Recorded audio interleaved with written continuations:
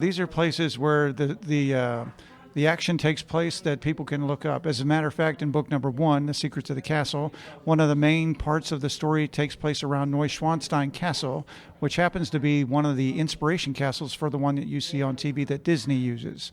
Oh, my goodness. Wow. So I try to make them interesting and exciting at the same time. The reason I take them to different locations around the world is because the lead character, Gabe, and his brother Alex, are both children of a military intelligence officer in the Army, and the mother's a homeschooling mom. And so the reason the boys move around a lot is because of their dad's military career. Yeah. So you weave in that military experience. You've been involved, as I mentioned, 32-year, I should say, military career. You've served in leadership of Officers Christian Fellowship, which a number of people may be familiar with around our area. And how is it that you made the transition from being in the Army and serving in the military to actually being a fiction writer? Well, it's very interesting because when we were in Germany and the boys were at the ages where we would take them to swim meets around the country, when I was stationed in Germany, I would tell them thunder and lightning stories as we went driving around in our van. And the boys loved the stories because they were more like comic action books. And the boys could help create some of the story narrative. So they would change the car, they would change the type of action that happened in the car and what happened with the dogs. As I got ready to retire from the military, I went through a transition process that the Army has where you go to different counseling centers.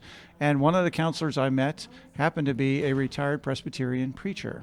And I met with him privately for a couple of hours one Saturday, and he said, "Aaron, you've been doing work in the military sort of at the lockstep rate. In other words, you have all the regulations you have to obey and things that you have to follow." He said, "But if you become a writer, you're going to be a creative person." And I said, "Yes, I've been kind of keeping that under control as I go through my military career."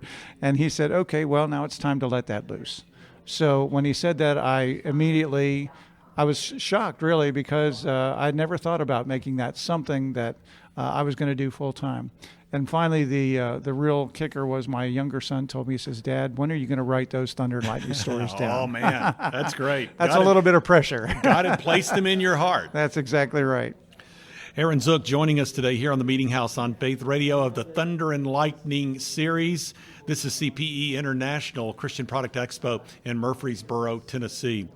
Well, Aaron, let's talk about the plot elements here as we begin the Thunder and Lightning series. Book number 1 is entitled The Secrets of the Castle, taking place at a real-life place. Gabe and Alex are the two young men. Their father is a military intelligence officer. Their mom is a homeschooler. So set up the plot here of the first book in the series. Here in the first book, the boys are actually on their way down to Neuschwanstein Castle, which is a vacation location in Germany.